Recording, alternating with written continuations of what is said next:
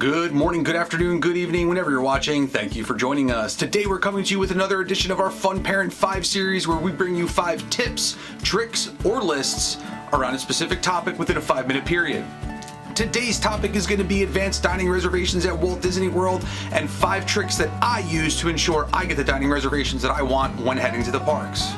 Before we get started with the tips and tricks, let me talk to you guys a little bit about what advanced dining reservations are.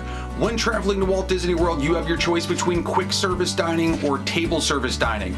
Table service dining does not always require a reservation, but I strongly suggest having reservations for all of the places that you are going to be choosing to eat at when in Walt Disney World. So if you have never booked a Walt Disney World trip before, or you've booked a Disney trip before through travel agents and you've never actually had to do your own dining reservations, here's a little bit of an idea of how it works. At the 60-day mark before you arrive in Walt Disney World, you will be able to book your dining at 5:45 a.m. So my suggestion is make sure you are at your computer at 5:45 a.m. to start booking those dining reservations because the popular attractions go very, very quickly. I also suggest using a computer versus using the app. The reason being is I just have had much better experience in the 6 trips that I've gone on to Walt Disney World in booking through the website versus having to go onto the mobile app and trying to navigate it that way. If you're not as tech savvy as some, there's also the ability to call Disney Dining directly and have them book the reservations for you. I will say this is the least efficient way to possibly do it, and you cannot call Disney Dining until 7 o'clock a.m. So while you're waiting to sit on hold for an hour and make those phone calls, everybody else has already had an hour jump start on you getting those dining reservations in. So now that we've got a pretty good idea of how the Disney dining reservation process works and when you can start booking, now let's talk about my 5 tips and tricks that I use to ensure I get the reservations I want when going to Walt Disney World. Tip number 1 is going to be planning ahead of time. I cannot stress the importance of having a plan in place before you go and sit down at that computer and log in for the first time to start booking your dining reservations. Generally what I will do is print out my entire itinerary on a calendar. If it's going to be for a week, it's going to be the 1-week block. I have all of the places where we've booked park reservations for, where we're planning on eating, and then any opportunities that I may have throughout the week, whether it be a pool day or maybe a half-day park day or even a trip over to Disney Springs as other opportunities to book dining. Also, as part of the planning process, I strongly recommend having a first, second, and sometimes even third option depending on where you're going to be trying to go that day. There's nothing worse than finding your first option is not available for the day that you're going to be in, let's say, Magic Kingdom, and then you did not think about where else is there to eat in the Magic Kingdom to figure out a backup plan just in case that first one isn't available. One other thing when it comes to planning is use your pool days, half-day park days, and potential Disney Springs days as other opportunities to book some of these high-demand reservations as long as they're not in the parks. The reason being is the day that you may have as your first day that you really want to book that dining experience may not be available. But by looking at some of these other days, you may be able to book that dining experience. Another point to bring up when planning out your reservations is making sure that what you're planning and what your expectations are of what you're going to get out of that dining experience match what actually is going to be happening there.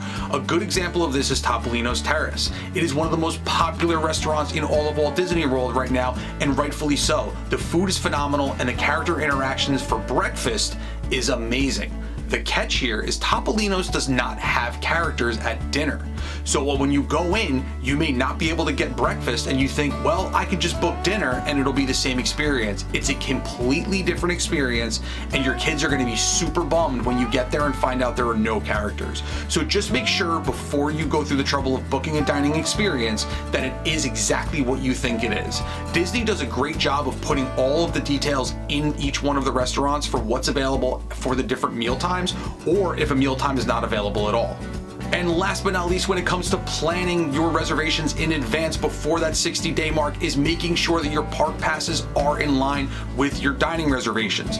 The reason that this is very important is you could go and book yourself a beautiful, beautiful meal at Cinderella's Royal Table and put out that $70+ per person charge up front and be so excited for a nice breakfast or dinner in the castle. You arrive at the Magic Kingdom that day to go in and have this luxurious dinner, and you find out that you do not have a park pass reservation for the Magic Kingdom that day, and therefore you cannot get in. they will not let you into the parks even if you have a dining reservation without a park pass reservation. So again, when it comes to your planning process, have your calendar out, know where your park passes are scheduled for, and then plan your dining around that. And now moving on to tip number 2, and that is how you are actually going to book your dining reservations. So when it comes to how you do it, my suggestion is do not go in chronological order from day 1 to the last day of your trip. What you're gonna wanna do is sit down with your family ahead of time and prioritize which reservations are the most important for you and your family. Then book in that order. So you may be booking for your first reservation the last day of your trip. This is also very helpful because as a Disney Resort hotel guest, you can actually book your entire stay's worth of dining reservations at that first day's 60-day mark point. So you're actually getting an advantage versus somebody who's either staying off property or just going to Disney for the day, because you're actually able to book ahead of their stay. And tip number 3 for booking advanced dining reservations is going to be having some flexibility with the time that you're willing to go. For example, when you're going to book your reservation, they give you the choice of selecting breakfast, lunch, or dinner. If you do not see something available in the time that, or the meal type that you're looking to go for, try selecting a specific time. A lot of times what will happen is because everyone's trying to do this all at the same time, a time that someone had that they were holding on to suddenly gets put back into the queue, and by selecting 10 a.m. instead of breakfast, all of a sudden you may get that 9:30 reservation you're looking for. I would also suggest if it's a high demand restaurant, grab whatever time is available. So you know what? It's not great on your trips to have to get up at 8 o'clock in the morning to eat at Chef Mickey's. But the bottom line is if that's the only time that's available and that's a top priority for your family, grab that 8 o'clock time frame. You can always check back on the My Disney Experience app and try to edit the reservation and see if other times have popped up in the future. What basically happens is a lot of people, when they go on at that 60-day mark, they will grab as many reservations as they possibly can because they're not 100% sure where they want to eat yet. Once they consult with the family or the group of people that they're going with, they'll start to cancel reservations, which then in turn will open up additional times that you may have. If you don't have that reservation today, at least you have the opportunity to lock in that 8 o'clock time frame. Worst case scenario is if you really don't want to do it, you can always cancel it 24 hours in advance without penalty. And tip number 4 is actually going to be, if we go back to tip number 1, something we discussed briefly, and that is pushing out to later in your stay. What I mean by that is don't be afraid to look ahead in your stay and figure out other opportunities for some of these high demand restaurants that you may want to eat at. A really good example of this, again, is Topolino's Terrace. During our last stay, we were dead set on getting Topolino's for breakfast. There was nothing available for the entire 10 days that we were there when I was trying to book at the 60-day mark. Finally, I skipped to the last possible day we were going to be there, our departure day, threw in Topolino's for breakfast, and boom, a reservation popped up and I was able to grab it at the very last day. We went, had a great Mother's Day breakfast, hopped back over to our resort, got our stuff, got on the limo, and still made it to MCO with plenty of time to get on our flight back. So don't be so caught up with it has to be the day that I want it to be on. Have some flexibility. Try pushing out that high demand restaurant to later in the week, because again, as a Disney Parks or Disney Resort guest, you're actually able to book the entire length of your stay. So somebody who's just trying to book for that day, or somebody who is maybe leaving a little bit earlier, isn't going to be able to go as far out as you are. And my last tip for booking advanced dining reservations is the absolute worst case scenario, and that is you're at the 60-day mark, it's 6:05 a.m., you've booked everything you wanted, but there's that one dining reservation that gets away from you. Well, don't fret. It's not the end of your trip as we know it.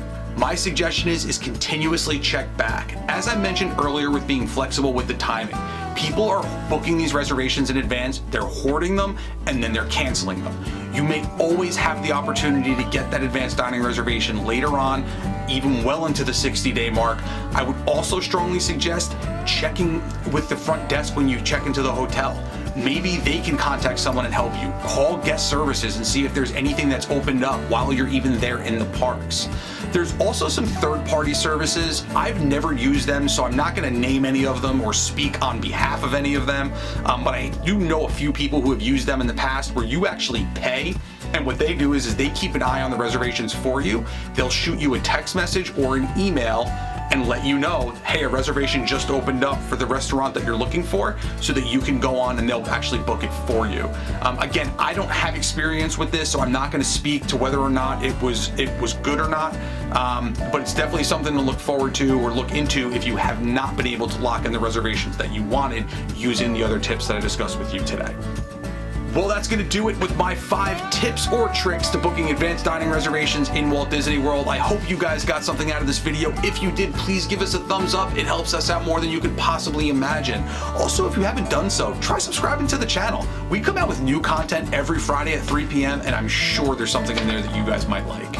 Also, if you have any tips or tricks that I may have missed or anything that I don't even know yet, comment down below. I'm sure if somebody's watching this video as a pointer to get started on their Disney planning, all the tips and tricks that we can possibly give them are going to be helpful. Let's support each other in this community.